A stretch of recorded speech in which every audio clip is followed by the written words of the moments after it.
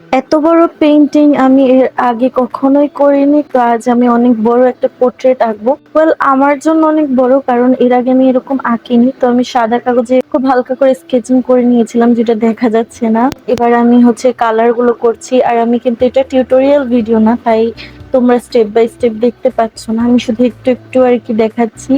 ধীরে ধীরে কিন্তু এই যে মেয়েটার মুখ, এই মুখটা আঁকতেই আমার অনেক সময় লেগে গেছে। আর এখন আমি হচ্ছে যে চুল আঁকছি, এরপরও কিন্তু অনেক ফিনিশিং বাকি রেখে দিয়েছিলাম।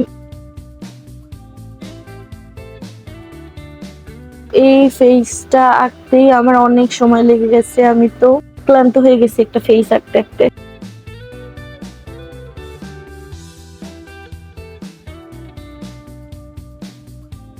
এখনো অনেক কিছু আঁকা বাকি আছে। আর আমার একা একা যদি আমি কোনো কাজ করি তাহলে পাশে মোবাইলটা অন করে রেখে দেওয়া আমার স্বভাব হয়ে গেছে। তো আমি এখন ৩টা মোবাইল ইউজ করতেছি। একটাতে আমি ছবি দেখতেছি, একটা দিয়ে আমি ভিডিও করছি, আর একটা ছবি আমি সাইডে রেখে দিছি। গলাটা এঁকে ফেলেছি। আর আমি সম্পূর্ণ আঁকাটা জল রং দিয়েই করছি। অনেক সময় নিয়ে আঁকছি, যতটা তাড়াতাড়ি এখানে দেখাচ্ছে এতটা তাড়াতাড়ি কিন্তু হয়নি। আমি অনেকটা সময় নিয়ে কিন্তু আঁকছিলাম। কান আঁকছি, আর কানে একটা ইয়াররিং ছিল, যেটা নিয়ে আমি খুবই দুশ্চিন্তায় ছিলাম যে ওটা আমি কিভাবে আঁকবো। তবুও দুশ্চিন্তায় থাকলেও আমি ভাবছি যে করব, চেষ্টা করব, হইলে হইলো, ভালো হইলে হলো, না হলে আবার ট্রাই করব। কিন্তু আমাকে করতেই হবে, এটা ভেবে আমি করাটা স্টার্ট করে দিছি। ধীরে ধীরে করার পর কারেন্ট দুলটা কিন্তু এক্সাক্ট মিলে গিয়েছিল, এক্সাক্ট করতে পেরেছিলাম। আর এটা অনেক সময়, কানের দুলটা আঁকতে কিন্তু অনেকটা সময় নিয়ে ফেলেছি আমি।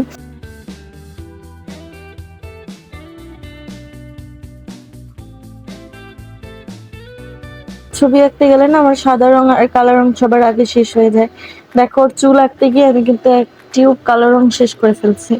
কারণ এই ছবিটা অনেক বড়, এটা আমি এত বড় ছবি এর আগে কখনো আঁকিনি। আমি জানি না কেমন হবে।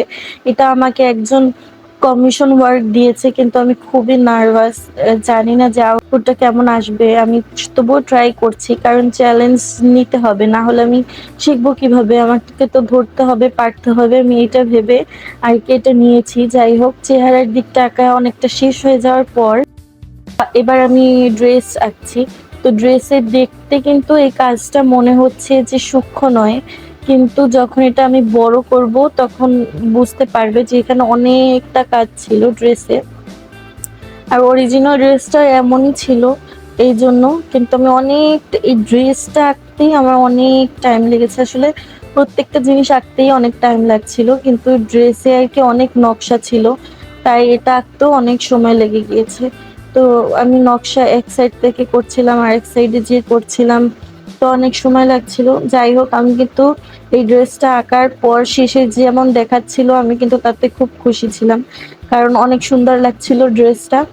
আমি জানি না, তবে পুরো ছবির মধ্যে আমার কাছে এই ড্রেসটা বেশ ভালো লাগছিল সব থেকে বেশি, সবার থেকে বেশি। তো আমি চেষ্টা করছি কিন্তু, দেখো আমি ড্রেসের নকশিগুলো কিন্তু এঁকে নিচ্ছি। আর এই ড্রেসের মধ্যে এই ডিজাইনটা ছিল যেটা আমি এঁকে নিচ্ছি। আর এগুলো কিন্তু আমি আগে থেকে পেন্সিল দিয়ে স্কেচ করে নিইনি, এগুলো আমি শুধু দেখে দেখে করছিলাম। এই জন্য এক্স্যাক্ট তো হয়নি, তবে কিছুটা অনেকটাই মিলে গিয়েছে। ছবিটা অনেকটাই মিলেছে ড্রেসের সাথে, অরিজিনাল ড্রেসের সাথে। যখন আমি বড় করে দেখাবো তখন হয়তো বুঝতে পারবে। যাই হোক, এভাবে কিন্তু অরিজিনাল যে আমাদের ড্রেস, আমাদের পোশাক, একটা সাদা ড্রেস কিনে তার উপরেও নকশা করা যায়। আমি ভাবছি যে আমি একটা সাদা ড্রেস কিনে তার উপরেও নকশা করব। এর আগে আমি সাদা ড্রেসের উপর নকশা করেছিলাম, তবে এইভাবে একদম প্রত্যেকটা ডিটেলস নিজের হাতে দিয়ে একটা নকশা করব ভাবছি। এই দেখো, দূর থেকে এই ড্রেসটা কতটা সুন্দর লাগছে। তো এখন আমার একটা ফেস শেষ আঁকা, আর ড্রেসটাও আঁকা শেষ। এবার আমি অন্য একটা ফেস আঁকছি, যেটা মেয়েটার পাশে আসলে তার ভাই ছিল, সেই ভাইয়ের ফেসটা আঁকছি। এই ভাইয়ের ফেসটা আমার মনে হয় যে আঁকতে গিয়ে আমি কিছু জিনিস শিখেছি। সেটা হচ্ছে, বোনের ফেসের সময় আমি বেশি পানি নিয়ে লেয়ারিং করছিলাম না, কিন্তু ভাইয়ের ফেসটা আঁকার সময় আমি শুধু পাতলা পাতলা লেয়ার দিচ্ছিলাম একটার উপরে আরেকটা। আর আমার মনে হয় এটা বেশি রিয়েলিস্টিক ওয়েতে এসেছে, এটা বেশি রিয়েলিস্টিক লাগছিল বোনের ফেসের থেকে। তো তো আমরা যদি কোনো কিছু নাও পারি তবুও আমাদের করার চেষ্টা করা উচিত। তাহলে আমরা ভুল থেকে অনেক কিছু কিন্তু শিখতে পারবো। আমি এখানে ২ টো ফেস এঁকেছি। একটা ফেসে আমি বেশি পানি নিয়ে আঁকিনি, কিন্তু অপর ফেসটাতে আমি লেয়ারিং করছিলাম। কিন্তু ১ম টাতে আমি তা করিনি। প্রায় অনেকটা অ্যাক্রিলিক কালারের মতো এঁকে ফেলেছি। কিন্তু 2nd ফেজটাতে লেয়ারিং করার কারণে কিন্তু এটা বেশি রিয়ালিস্টিক লাগছিল। তাই আমি শিখতে পারলাম যে জল রং দিয়ে লেয়ারিং করে কিভাবে রিয়ালিস্টিক ফেস আঁকা যায়। এবং আমি ভবিষ্যতে আরো অনেক কিছু শিখবো, কারণ যেহেতু আমি এখনো শিখছি।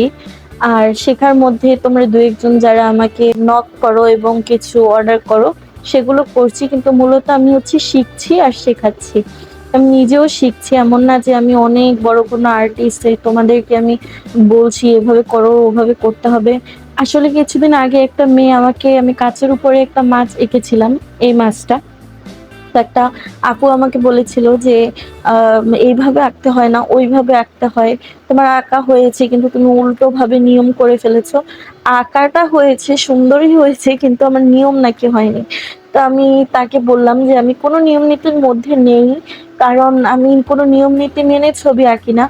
আমি আসলে ছবি আঁকি, আমার যেটা ভালো লাগে আমি ওটা নিজের মতো ট্রাই করি। আর আমি মনে করি নিয়মের মধ্যে আমরা কেউ সীমাবদ্ধ নই। কিন্তু যে ছবি আঁকার যে নিয়মগুলো, ওগুলো আসলে আমাদের কাছে যেন ছবি আঁকাটা সহজ হয়, সহজতর হয়, সেইজন্যই তো তৈরি করেছে। তো ওই নিয়মের বাইরে গিয়েও যদি আমরা এক্সাক্ট ছবিটা আঁকতে পারি তাহলে তো কোনো সমস্যা নেই।" তো আমি সেম কথাটাই ওই আপুকে বলেছি। কিন্তু মজার বিষয় হচ্ছে এই কথাটা আমাকে অনেকেই বলে যে, "তোমার এটা আঁকা হয়নি, ওই নিয়মটা হয়নি।" তো আমি সেটাই বলতে চাই, আমরা কিন্তু আর্টিস্টরা কখনোই নিয়মের মধ্যে সীমাবদ্ধ নয়। নিয়মগুলো হচ্ছে যারা বিগিনার্স তারা যেন সহজেই একটা জিনিস আঁকতে পারে, সেইজন্য নিয়মগুলো। আর ওই নিয়মে যদি তুমি তোমার আঁকা কন্টিনিউ করতে চাও, করতে পারো। এটা সমস্যা নেই। কিন্তু যারা ওই নিয়মের বাইরে আঁকতে পারে, তার মানে এটা না যে তাদের আঁকা হয়নি, কারণ তারা এক্সাক্ট নিয়ম ফলো করেনি। যাই হোক, কথা বলতে, বলতে দেখো আমার আঁকাটা কিন্তু শেষ হয়ে গেছে। তোমাদের কাছে কেমন লাগছে? আমার কাছে তো ভয় লাগছে। কারণ ১ম বার আমি এত বড় পোর্ট্রেট স্কেচ করেছি, তাও শুধু ওয়াটার কালার্স দিয়ে। আর অনেক বড় এক ছবিটা আমি এঁকেছি। কিন্তু আমার কাছে ভয় লাগছে যে যাদের পোর্ট্রেট এঁকেছি তারা দেখার পর কি বলবে? তাদের কেমন লাগবে? যাই হোক, আমি চেষ্টা করেছি আমার সবটুকু দিয়ে। আমি ২ দিন একদম রাত ৩টা বাজে উঠেও ছবিটা এঁকেছিলাম বন্ধুরা। তো যাই হোক, আমার কাছে ভালো, মানে আমি আমার সবটুকু দিয়ে চেষ্টা করেছি। আর আমি আমার আম্মুকে দেখিয়েছি। সে বলেছে, "না, ছবির সাথে এক্সাক্ট মিলে গেছে। তুমি এটা পাঠাতে পারো।" তবুও আমি অনেক বেশি নার্ভাস। যাই হোক, অনেক ভয়ে, ভয়ে আমি ছবিটা কিন্তু প্যাকেজিং করে ফেলেছি। প্যাকেজিং করার পর এবার এই ছবিটা কিন্তু আমি পাঠিয়ে দেব। চলে যাবো এটা আপন গন্তব্যে। আর কাস্টমার কি রিভিউ দেয় আমি জানি না, আল্লাহই ভালো জানে। কিন্তু আমি কিন্তু পুরো চেষ্টা করেছি ছবিটা ভালো করার জন্য। তো দেখি কি হয়।